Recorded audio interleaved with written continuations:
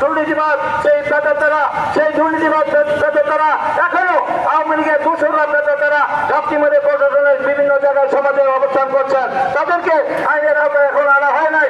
তারা বসে ষড়যন্ত্র করছেন, ষড়যন্ত্র করে তারা আবার রাজনীতিতে প্রবেশ করে গভীর চক্রান্তে লিপ্ত হয়েছে। এবং আমাদের কারণে, আমাদের কোনো রাজনৈতিক ব্যক্তিদের কারণে তাদের ব্যক্তিগত স্বার্থ, দলীয় স্বার্থ, কুৎসি স্বার্থ চরিতার্থ করার জন্য যদি তাদেরকে সেই সুযোগ করে দেওয়া হয়, তাহলে সমস্ত দায়িত্ব সেই সকল সংগঠনকে নিতে হবে। এবং বাংলাদেশের মানুষ দুই একটি সংগঠনের কারণে আগামী জাতীয় সংসদ বৃহত্তর স্বার্থে, গণতন্ত্রের স্বার্থে, নির্বাচনের স্বার্থে এই দেশের জনগণ তাদেরকে ছাড় দিবে না।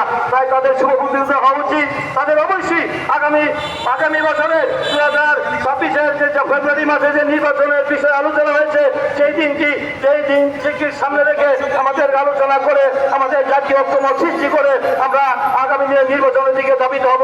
আর কোন রকম চক্রান্ত ষড়যন্ত্র হলে বাংলাদেশের মানুষ সেটা পর্যাপ্ত করবে না। তাই আমি মনে করি যে কোন রকম তাল বাহানা না করে, এই নির্বাচনকে প্রলম্বিত জিজ্ঞাসা না করে, নির্বাচন না করার জন্য যারা ষড়যন্ত্র করছেন তাদের ব্যাপারে সকলকে সতর্ক থাকতে হবে।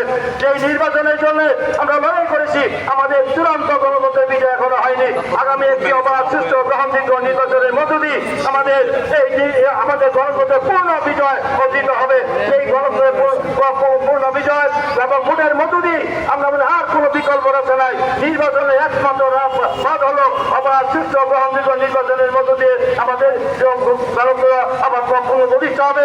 মানুষের মৌলিক অধিকার নিঃশাসন প্রতিষ্ঠা হবে এবং ন্যায় বিচার প্রতিষ্ঠা হবে। মানুষের যে দাবি, সে দাবি প্রতিষ্ঠা হবে। আমি মনে করি যে দায়বদ্ধতা জবাবদিহিতা ছাড়া কোন সরকার চলতে পারে না। তাই অনির্বাচিত সরকার জনগণের কাছে দায়বদ্ধ জবাবদিহিতা কম থাকে।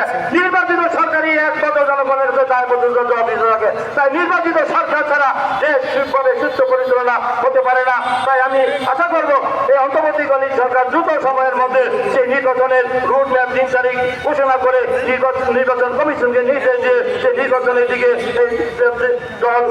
দেশ ধাবিত হবে এবং মানব শক্তি নিঃশ্বাস ফেলবে।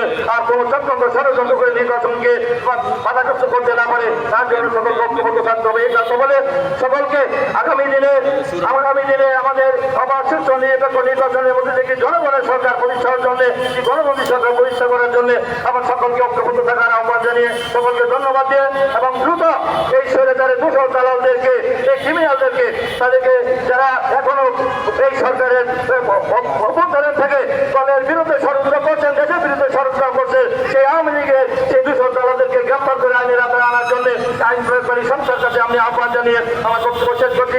খোদা হাফেজ। বাংলাদেশ জিন্দাবাদ। বাংলাদেশ